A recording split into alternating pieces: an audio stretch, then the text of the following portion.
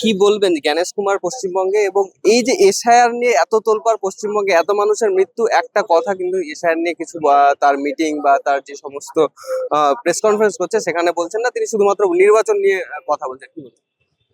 জ্ঞানেশ কুমারকে দিয়ে আজ যাই হোক, ভারতবর্ষের কোন রাজ্যে সুষ্ঠু নিরপেক্ষ নির্বাচন সম্ভব নয়। যে মানুষটি একটি পরিচ্ছন্ন ভোটার তালিকা তৈরি করতে ব্যর্থ হয়, তাকে দিয়ে সুষ্ঠু নির্বাচন করানো এটা কোনোভাবেই সম্ভব নয়।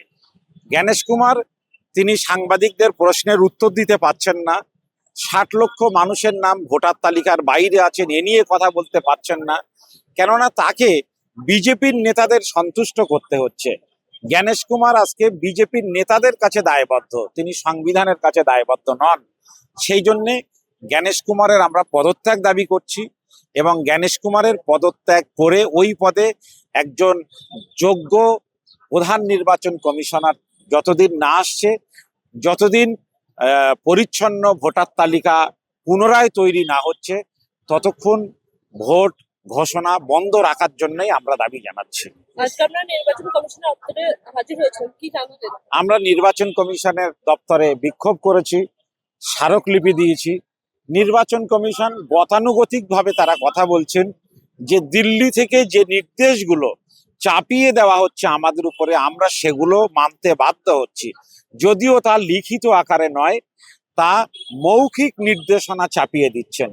বিগত দিনে আমরা দেখেছি যে নির্বাচন কমিশন পরিচ্ছন্ন নির্দেশনার মধ্য দিয়ে শাসক এবং বিরোধী, এমনকি যিনি নির্দল প্রার্থী তার প্রতিও সমান মনোভাব এবং সমান বিচার দেখান। আজকে নির্বাচন কমিশন সম্পূর্ণভাবে সেই পথে তারা ব্যর্থ হচ্ছেন। তারা পরিচ্ছন্ন ভোটার তালিকা তৈরি করতে পারছেন না। বিজেপির নেতারা নির্বাচন কমিশনের কর্মসূচিকে আগাম ঘোষণা করে দিচ্ছেন। নির্বাচন কমিশনকে বিজেপির নেতারা বলে দিচ্ছেন যে কি করতে হবে। এ থেকেই বোঝা যাচ্ছে যে নির্বাচন কমিশন আজকের আর সাংবিধানিক সংস্থা নেই, তারা বিজেপির দলীয় মুখপাত্রে পরিণত হয়েছে।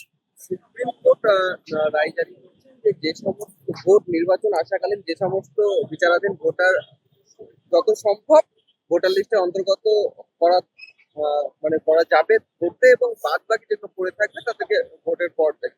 কিভাবে দেখছেন সুপ্রিম কোর্টের ভূমিকা? নির্বাচন কমিশনকে মহামান্য সর্বোচ্চ আদালত পরিষ্কারভাবে বলেছেন যে যাদের সামান্য নামের ভুল আছে তাদেরকে হয়রানি করা যাবে না।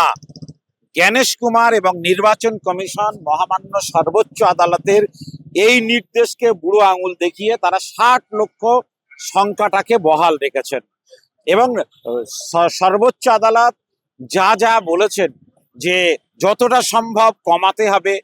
যারা বিচারক তাদের নির্দেশ দিয়েছেন, বিচারকদের স্বাধীনভাবে কাজ করার তাদের সহযোগিতা করছেন না, কোনো নির্দেশ দিচ্ছেন না, কেবলমাত্র মৌখিক নির্দেশনার মাধ্যমে নির্বাচন কমিশন আজকের একটা গুন্ডাগিরি যেভাবে বিজেপির নেতারা করে, শাসক দলের নেতারা করে, সেভাবে জ্ঞানেশ কুমার একটা গুন্ডাগিরির ভূমিকা পালন করছেন।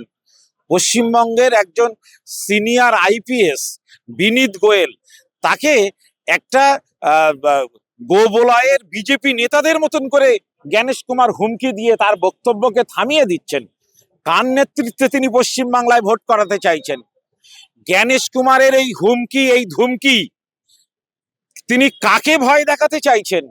বাংলার মানুষ কিন্তু এই প্রশ্ন করবে, এই প্রশ্নে বিধিবদ্ধ করবে নির্বাচন কমিশনকে।